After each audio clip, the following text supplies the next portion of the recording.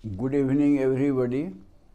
आज हम लोग सेमीकंडक्टर में टॉपिक लिए हैं इंट्रिंसिक सेमीकंडक्टर, और इसके बाद जो टॉपिक आएगा वह होगा एक्सट्रिंसिक सेमीकंडक्टर। दोनों में थोड़ा फर्क जान लीजिए। इंट्रिंसिक सेमीकंडक्टर जो है वो नेचुरल मान लीजिए है, उसमें कोई प्योर है, उसमें कोई बाहरी मतलब जो एटॉम वगैरह नहीं मिला हुआ रहता है, और इसलिए इसका कंडक्टिविटी कम होता है, और इससे आपको इलेक्ट्रॉनिक डिवाइस नहीं बन सकता इंट्रिंसिक सेमीकंडक्टर से, क्योंकि इसका कंडक्टिविटी कम होता है।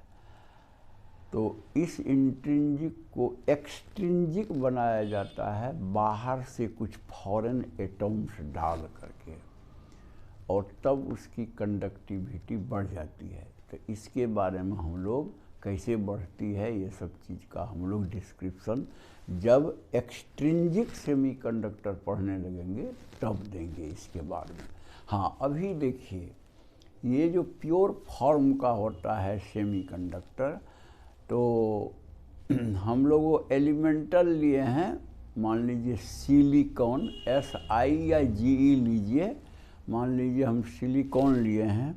तो सिलिकॉन जानते हैं आप, इनका 4 है वैलेंसी, टेट्रा वैलेंट है, यानी इसकी वैलेंसी 4 है, यानी इसका आउटर ऑर्बिट में 4 इलेक्ट्रॉन है, यानी ये और दूसरे 4 इलेक्ट्रॉन को ये एडजस्ट कर सकता है अपने ही साथ में। तो देखिए यहाँ पर एक एटॉम, सेंट्रल एटॉम देखिए, तो इसमें तो 4 ठो आपको बॉन्ड उसका अपना होगा, और अगल बगल के 4 एटॉम के साथ वो कोवैलेंट बॉन्ड बनाया हुआ है। मान लीजिए ये नज़दीक वाला SI का है ये, तो वो दूसरा एटॉम SI का है ये इलेक्ट्रॉन, जो काला डॉट में दिया है वो इलेक्ट्रॉन है, और जो गोल कर दिए हैं छोटा वाला, जैसे इस फिगर में होगा, देखिए यहाँ गोल किए हैं, यहाँ गोल किए हैं। ये बड़का गोला को नहीं समझिएगा, वो तो आपको जो है एटॉम है। ये छोटा जो गोला हमने दिया है वो होल है। होल क्या होता है वो भी समझाते हैं। तो कोई भी एटॉम जो होता है सॉलिड में, मान लीजिए सिलिकॉन का, तो वो अगल बगल अपना 4 एटॉम के साथ में कोवैलेंट बॉन्ड बनाए रहता है, क्योंकि सिलिकॉन के आउटर ऑर्बिट में 4 इलेक्ट्रॉन होता है। इसलिए स्टेबिलिटी के लिए वो 4 और इलेक्ट्रॉन को अपने साथ माने मिला के बॉन्ड बना सकता है। तो वही बॉन्ड आपको फिगर 1 में दिया गया है। तो देखिए अब इलेक्ट्रॉन जो है, मान लीजिए ये इलेक्ट्रॉन इसका है और वो इलेक्ट्रॉन उस एटॉम का है, सिलिकॉन ही है। तो अब ये उसी बॉन्ड पर मतलब जो अपना मोशन देगा, टू एंड फ्रो मोशन होगा इलेक्ट्रॉन का इस 2 एटॉम के बीच में, इस 2 इलेक्ट्रॉन का, एक इलेक्ट्रॉन इसका और एक इलेक्ट्रॉन उसका कोवैलेंट बॉन्ड बनाए हुए है। इसीलिए लिखा हुआ है यहाँ 2 शेयर्ड इलेक्ट्रॉन्स, माने मान लीजिए जो पेयर है, एक इसका एक उसका, 2 shared electrons can be assumed to shuttle back and forth between associating atoms। ये दोनों एटम एसोसिएट किए हुए इस बॉन्ड से। हाँ, इससे क्या होता है, होल्डिंग देम टुगेदर स्ट्रांगली। ये इसके कारण, ये जो बॉन्ड बना है इसके कारण इस साइड से आपको स्ट्रॉन्ग हुआ, उसी तरह इस साइड से, इस तरह इस साइड से, इस तरह इस साइड से, माने स्ट्रांगली बॉन्डेड है कोवैलेंट बॉन्ड से। और ये सिचुएशन कब रहता है, बड़ा इम्पोर्टेंट है, नोट कीजिएगा। ऐसा सिचुएशन रहता है आपको कम टेम्परेचर पर इस टाइप का सिचुएशन रहेगा, यानी सभी इलेक्ट्रॉन जो है बॉन्ड में अपना टू एंड फ्रो मोशन करते रहेगा, कोई भी इलेक्ट्रॉन बॉन्ड छोड़ेगा नहीं। इसीलिए लो टेम्परेचर पर फिगर 1 वाला जो है वह दिखाया हुआ है। अच्छा, एक चीज़ और देखिए, ये सब क्या फूल पट्टी बनाए हुए हैं, कोई सजाए नहीं हैं, बल्कि वो भी बॉन्ड बना हुआ है। इधर एक एटम होगा, इधर एक एटम होगा, इधर एक एटम है, यानी हर एक एटम जो है अगल बगल के 4 एटम के साथ कोवैलेंट बॉन्ड बनाए हुए हैं, वही सब इसमें दिखाया गया है। तो फिगर 1 की बात आप समझ गए कि सिलिकॉन या जर्मेनियम जो भी है, जो टेट्रावैलेंट है सेमीकंडक्टर, तो वो जो है 4 अगल बगल के एटम के साथ इसी तरह का कोवैलेंट बॉन्ड बनाए रहता है। और इसमें जो है आपको स्ट्रांगली होल्ड किए रहता है आपस में उस बॉन्ड के कारण।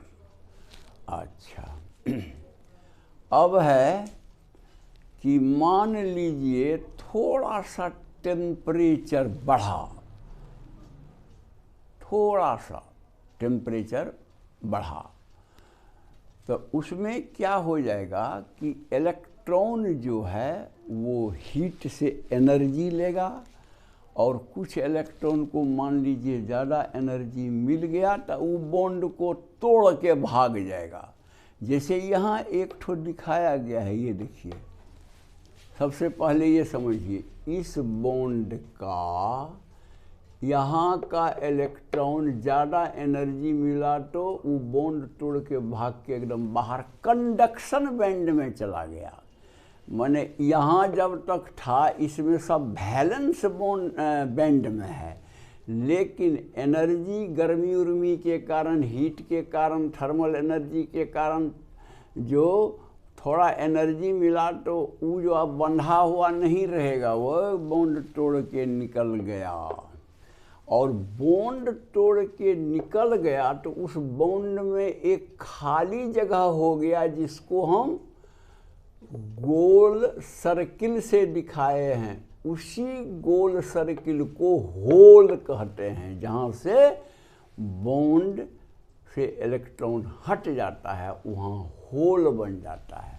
तो आप तो ये पॉइंट समझते हैं कि जहाँ से निगेटिव चार्ज हटा वहाँ उतना ही पॉजिटिव चार्ज हो जाएगा।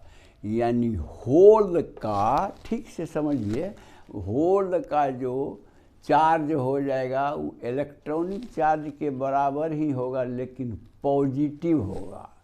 पॉजिटिव चार्ज होल का हो जाएगा। अच्छा, अब देखिए, कोई दूसरा इलेक्ट्रॉन जो है, यह देखिए इस बॉन्ड में, उसको अगर थोड़ा एनर्जी मिला, यहाँ होल खाली है, ये तुरंत टूट के दौड़ेगा और उस होल को भर देगा, माने उसमें फिर इलेक्ट्रॉन चला गया। ये प्रोसेस जो है पूरे मेटल में, मतलब जो पूरा सैंपल है उसमें होता है।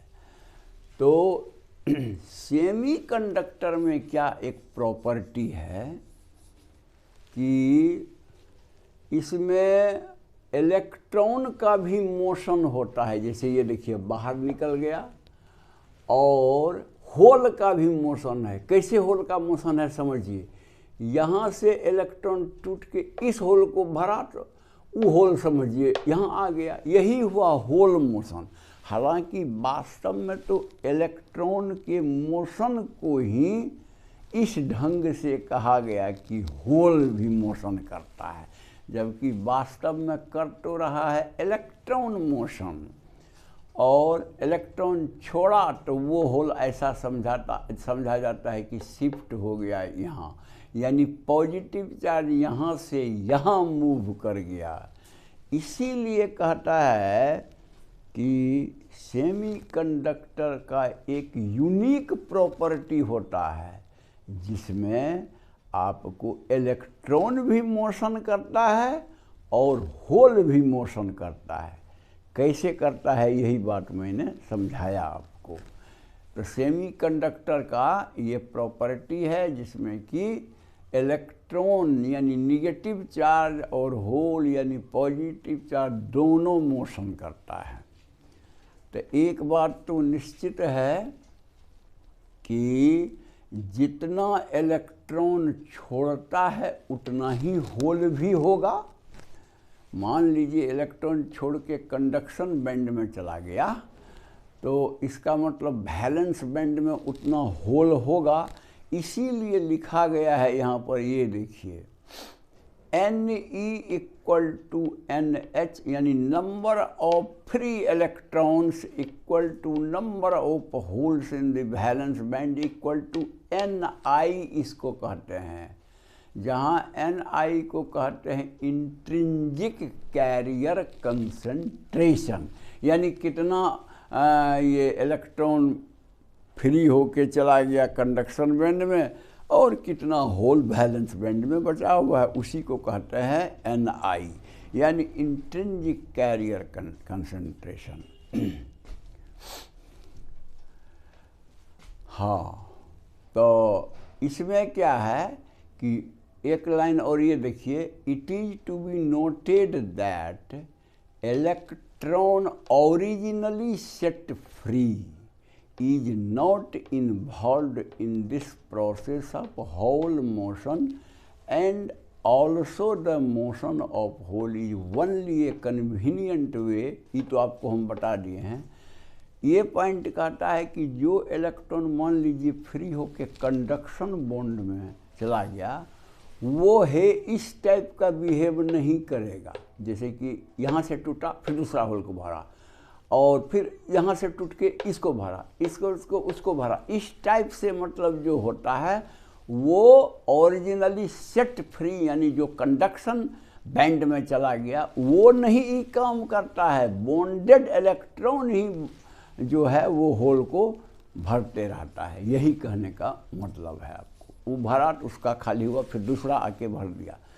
इसलिए सेमीकंडक्टर में जो है करंट जो होगा दोनों मोशन के कारण में, इलेक्ट्रॉन मोशन के कारण और होल मोशन के कारण, इसीलिए यहाँ लिखा हुआ है कि टोटल करंट जो होता है वह सम होता है फ्री इलेक्ट्रॉन के कारण करंट और IH होल के कारण करंट, टोटल करंट, क्योंकि इसमें तो दोनों मोशन होता है, इलेक्ट्रॉन का भी मोशन और होल का भी मोशन। तो ये हो गया। Here I is the current due to free conduction electrons. हाँ, ई हुआ फ्री कंडक्शन इलेक्ट्रॉन के कारण जो बाहर निकल गया यानी कंडक्शन बैंड में चला गया ज़्यादा एनर्जी लेकर के। आइए जो मन होल हो रहा है और फैल रहा है, होल इधर से उधर शिफ्ट कर रहा है, जो अभी तरीका बताए, यहाँ हुआ तो वो दौड़ गया, तो उसके कारण पॉजिटिव चार्ज माना जाता है कि मोशन में आया, और तो मोशन में चार्ज आया तो करंट बनेगा। तो ये होल के कारण करंट और ये फ्री इलेक्ट्रॉन के कारण करंट, दोनों का सम ही टोटल करंट सेमीकंडक्टर में होता है। अच्छा, अब आइए एक और मतलब एक्शन होता है उसमें सेमीकंडक्टर में, ये भी कभी कभी पूछता है, रिकम्बिनेशन किसे कहते हैं। तो देखिए पहले समझिए, हमने कहा था कि यहाँ से टूट के चला गया कंडक्शन बैंड में, तो उसके कारण भी तो आपको मतलब करंट बहेगा यानी होल बनेगा, इलेक्ट्रॉन होगा। लेकिन दूसरा भी एक साथ ही साथ प्रोसेस होता है, वो भी आपको मैंने बताया कि यहाँ से टूट के वहाँ पर चला गया, रास्ते में कोलाइड किया तो यहीं पर आके बैठ गया इलेक्ट्रॉन, यहाँ से टूटा फिर उसका चला गया और वहाँ से आया फिर इसका चला गया। ये जो बॉन्ड के अंदर में होते रहता है, वैलेंस बैंड के अंदर में, तो इसका मतलब ये भी इसी प्रोसेस को रिकम्बिनेशन कहते हैं। कहने का मतलब एक जगह से इलेक्ट्रॉन टूट के दूसरे जगह होल अंदरे में चला गया, इसी को आपको रिकम्बिनेशन कहते हैं। तो वो जो है इलेक्ट्रॉन एंड होल जनरेशन, पहला वाला जो बताए इलेक्ट्रॉन या होल जनरेशन, वो रेट और रिकम्बिनेशन का जब रेट बराबर हो जाता है तो वही पोजीशन इक्विलिब्रियम पोजीशन कहलाता है। इसीलिए यहाँ पर लिखा है, एक बार मैं पढ़ लेता हूँ रिकम्बिनेशन के बारे में, कभी कभी पूछा जाता है व्हाट इज रिकम्बिनेशन। तो it is to be noted that apart from above process of generation of conduction electron and holes, a simultaneous मान साथे साथ उसी समय a simultaneous process of recombination of electrons and holes occurs due to an electron colliding with a hole. At equilibrium both rates are equal. आपको मैंने बताया था कि मान लीजिए यहाँ खाली हुआ तो ई जो है दौड़ के यहीं अंदरे में भर दिया, इसका थोड़ा एनर्जी ज़्यादा हुआ, वहाँ होल खाली मिला तो ये इलेक्ट्रॉन जाके उसको भर दिया। ई बात अंदर में जो होते रहता है कि जैसे ही होल मान लीजिए है और एक इलेक्ट्रॉन फ्री हुआ तो जाके उसी होल में भर गया, तो ये ही काम रिकम्बिनेशन का होता है। अब वो जो है इंडिपेंडेंट जनरेशन जो होता है कि कहीं से इलेक्ट्रॉन निकल के बॉन्ड में नहीं बल्कि वो कंडक्शन बैंड में चला गया, अब वो फिर घूम के नहीं आएगा, उसका एनर्जी कम होगा तब न वो गिरेगा वैलेंस बैंड में, उसका एनर्जी ज़्यादा है तो वो कंडक्शन बैंड में हुआ तो उसके कारण आपको इलेक्ट्रॉन और होल दोनों का जनरेशन होता है। ई जो यहाँ से वहाँ से वहाँ अंदर जो होल भरते रहता है, इसी को कहते हैं रिकम्बिनेशन। वही चीज़ यहाँ पर लिखा हुआ है। अच्छा, अब एक चीज़ कभी कभी पूछ भी देता है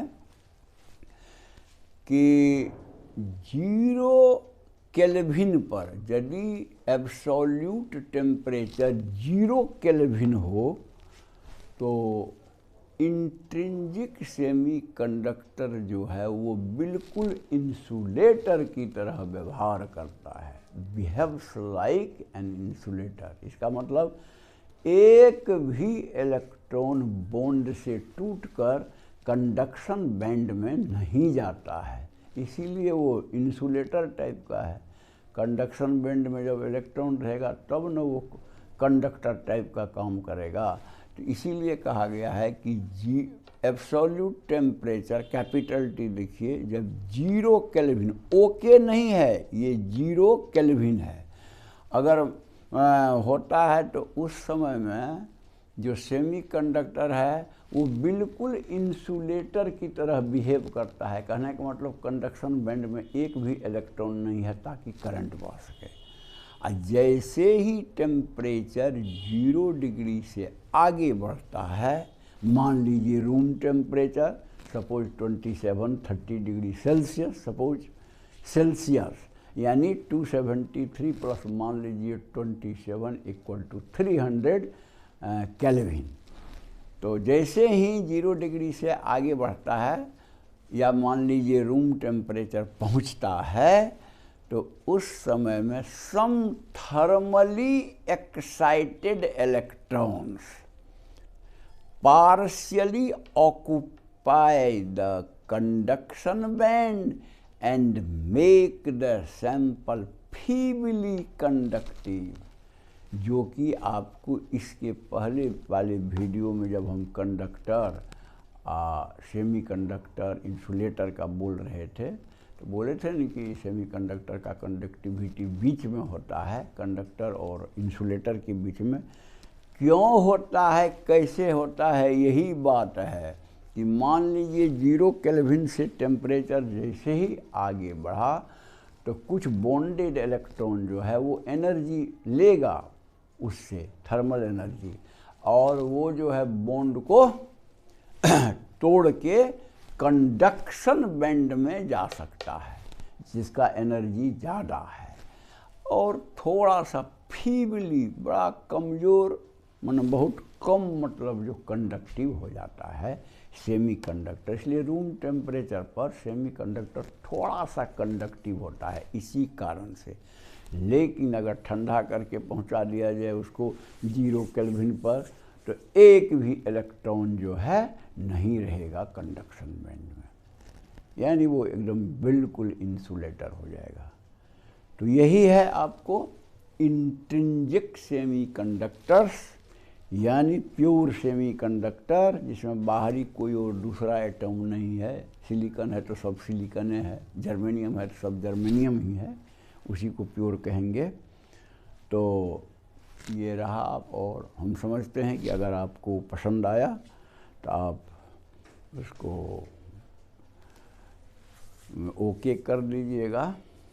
और जो आदमी नहीं, मतलब जो एथी किए हैं सब्सक्राइब, वो सब्सक्राइब करके बेल बजा दीजिएगा, ताकि आगे आपको बहुत ही वैल्यूबल पॉइंट सब है इस चैप्टर में, लास्ट तक लॉजिक गेट्स वगैरह सब है, वो सब को समझना बहुत ज़रूरी है, होता है, जो कि आता है एग्ज़ाम में। और बहुत सारा डिवाइसेज है जो बड़ा बहुत ही इम्पोर्टेंट है, तो सबका आपको नॉलेज होगा। इसलिए सीरियली एक साइड से अच्छी तरह से समझते चलिए, तब वो चीज़ ठीक होगा। दूसरे को मदद करना है तो व्हाट्सएप वगैरह से मदद कर दीजिए, और ताकि उसका मतलब भी स्टडी बढ़िया से हो। That's all, thank you.